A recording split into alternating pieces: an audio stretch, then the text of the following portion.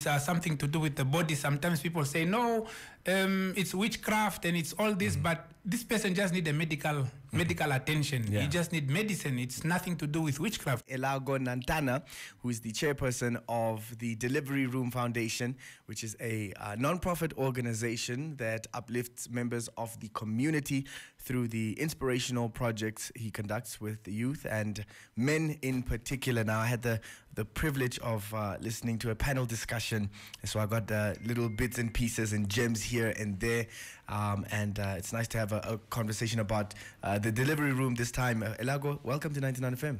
Thank you so much, Skrypt. Thank you for inviting me, and thank you, 99. Yeah, no, let's dive into it. I've heard about the Delivery Room Foundation before, but for those that don't know, what is the Delivery Room Foundation? Okay, the Delivery Room Foundation is a spiritual and mental health clinic for boys and men. So we tackle issues that pertain to men's mental health, like addiction. Addiction can be from pornographic addiction, alcohol addiction, sexual addiction. There's all these addictions that men find themselves in. And then we look at depression, anxiety, hopelessness, stress, suicidal thoughts, and also spiritual blindness, because we have identified that the world and everything that we are in, it's more spiritual than it is physical. So we came up then with an idea that, yes, we have been in the world, we have been part of the men also suffering. So when we overcame it, then we came up with an idea that, no, let's come up with a foundation. Let's see how we can help men. Because from myself, I was somebody who had an addiction of pornography. I had like a hard drive of pornography when I was still young. And then some of these activities contributed to my mental health because it will affect your way of thinking, your way of reasoning, your way of seeing life. And also I was connected to social media and internet and movies and series. Back in those days, there were quite a lot.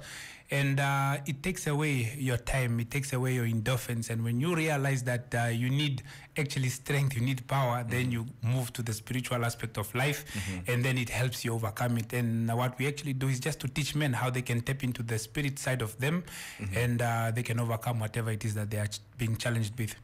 Yeah, I know there's a lot to unpack there, and I guess you kind of covered this question, but maybe there's a more specific aim and drive in terms of the foundation. What are the aims and the goals?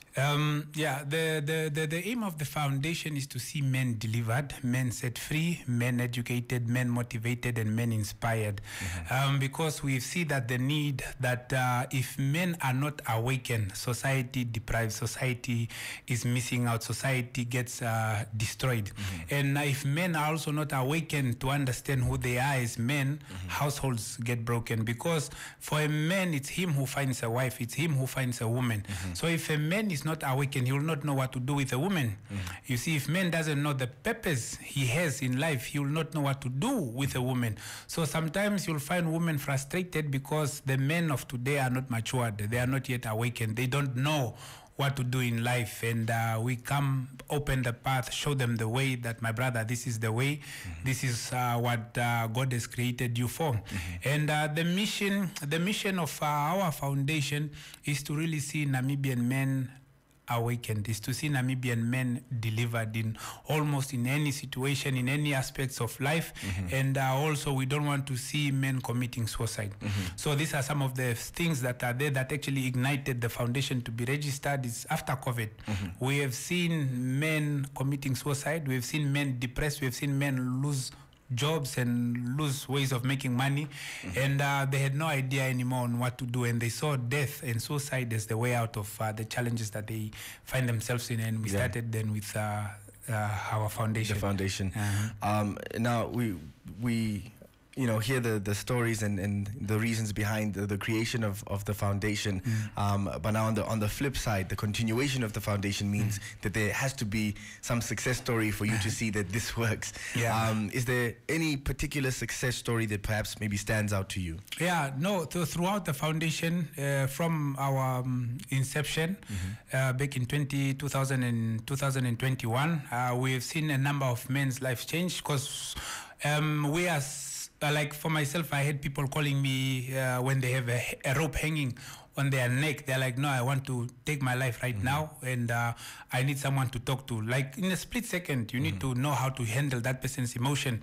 You'll find somebody who will call you that I just found my fiance in bed with somebody else. These are serious things that happen, and you need to assist that person in a split of a second. And also, one of the things that I've taken up as a challenge to inspire men, I actually took up a challenge to walk from Oranjemund to Katima Mulilo, which is a distance of 2,200 kilometers, to inspire men to be able to know that in life that we are, you endure, you go through challenges, you go through diverse temptations and so forth, but you have to go through. So in that whole walk, it took me roughly 3 months. Today is actually the anniversary. I actually completed the walk last year on the 31st of August. Congratulations. So it was 93 days, and it's actually 3 months. So I walked 30 kilometers a day. 30 kilometers. I carried my tent, I carried my sleeping bag, and I carried water, not food. Food is heavy. So I counted on Good Samaritan to show people that you did, because a number of young men, they say that they don't have money in life, they don't know where to start. So I was trying to show them something, that you don't need money in life to start. What you need is purpose. You don't need to think that you don't need help. Help is always there. So I started this journey, and throughout the journey, I met roughly close to over 3,000 people in towns. As I come into town, men were organized. I speak to men as I walk, and a number of cars will stop. People to ask advice, ask for solutions, and ask that how can they go through and all these situations. And again, this year, I started another challenge again. I walked again from Otavi to Oshikango. To Oshikango. This one took me roughly 3 weeks. And it ended in the end of July. And yes, throughout this journey still, I met roughly 5 people who actually were on their way to commit suicide. So I came at a bar as I these bars are alongside the road as I walk by. And I tell the men that, guys, I'm just walking. As I'm walking, I'm just walking to inspire men not to give up. I show them the blisters I had. I show them the challenges I went through, and just to inspire them that no matter what you are going through in life, it's not the end. We all go through some of these challenges, but we can overcome it. And you try to open them up then to understand that you are not the body. You are the spirit that's inside the body. So you as a spirit being, you need to understand that the body is a gift that you have received. So use your body to bring about solutions. Use your body not to consume alcohol, not use your body for drugs, don't use your body for things that won't build you up, but use your body for good. So that is what we try to teach people, that the blessing you get first from God is a body, and once you have your body is a blessing, use it then in this world.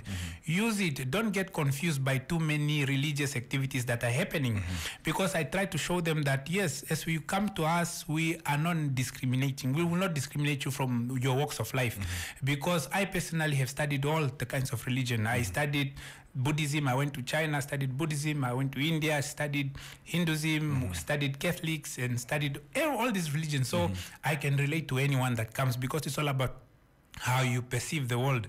So it's all perspective, and as you come with whatever problem you have, we have a perspective for you. We have a way to show you that no, life is actually like this, and how you seeing it is like this, and your problem, we tackle it from a spiritual side. And from a spiritual side is just to show you what whoever in the Bible went through it. See these people then in the Bible, see them as lessons, see them as people that have fallen, that went through depression, because everyone in the Bible never had it easy. Everyone in the Bible suffered, but they overcame it. And there's so much power in what you're saying. Just out of curiosity here, you said 3 weeks, the last walk your challenge you embarked on. When you're going on these walks, what is the one thing that stands out, or the thing that stands out most to you, in terms of just what you contemplate, what in particular to men's mental health? What is the one standout thought that comes? It's just it's mental fortitude, that with your mind anything is possible. You can do it. That whatever your mind can conceive, you can do it. If I say I can walk up until or Chicago. First, I see it in my mind. And if I see it in my mind, let me already receive it, let me already have it. Then I already have it. Then as I walk, I don't see the distance anymore. I just saw the rejoicing at the end of my journey that I have made it. So every man, when they find me, they ask me then, but why? Why are you doing this? Why are you torturing your body? I'm like, no, I'm not torturing my body. It is a process that you have to go through. Because I have to wake up every morning. I have to set up my tent, break it, wake up, walk, whether I feel like it or not. Yeah. And that is life. You have to wake up, you have to look for work, you have to do a CV, you have to go to university, you have to study, you have to wake up every day. That is life. Yeah. So I try to explain to them, no, it's not something quick. Even if you look at 4 years is a degree, my brother. You have to, that is work. Yeah. Yeah, and that's how we try to inspire men that you have to go through it. Yeah. Don't look at the troubles you go in and think you are being tortured, you are suffering, you can't go through. No, we tell you that, my brother, you can go through. Don't be afraid. Don't be afraid as you go through it. Then that's why we try to explain to men that when we say somebody is born again, it's the mindset that is changed. Don't look at too many religious activities that you see on social media of churches and buildings and so forth. No, look at that personal relationship you have with God. Because if you have that relationship with God, yes, that's a born again person already, because you believe that, yes, somebody has taken away all your sins. You are a free person. You are new. You can start a new chapter. Now, as a born again person, walk now in this new page that is given to you. Now, that's what we try to show them, that, okay, you have done this. Okay, what's your problem? No, my problem is probably I'm addicted to A, B, and C. Yeah. And I tell them that, no, I was addicted to pornography. I had my challenges. Yeah. But your challenges also, it doesn't say it's worse than mine. Yeah, but I also cried. You have an addiction of alcohol. It's an addiction that you have. So we both had addictions, but everyone need to fight it. So the ones I'm fighting, this is how I overcame it. Whether it's alcohol, this is how I overcame it. Because we came up with courses and manuals and so forth, and even came up with a booklet called the Delivery Room Mental Health Booklet, which is a comprehensive booklet, like a self-help guide that will teach you on how to get over depression, anxiety, hopelessness, spiritual blindness, stress, addictions, and all those kinds of addictions. So it's quite simple to understand. So we have that, and then we're like, no, if you need this book, take this book, go through it. It will help you from whatever it is that you are suffering from. And we have techniques on how to deal with men. Because as a man, I know how to overcome it. So a number of men always come at the Delivery Room Foundation because our services are free. We don't charge. We don't charge. You come at our office, you make an appointment with us, you come through.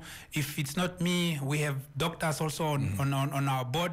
There are doctors that can see if it's a clinical issue, if it's something, if it's a spiritual issue, we know how to tackle it because we look at the spiritual aspects of life.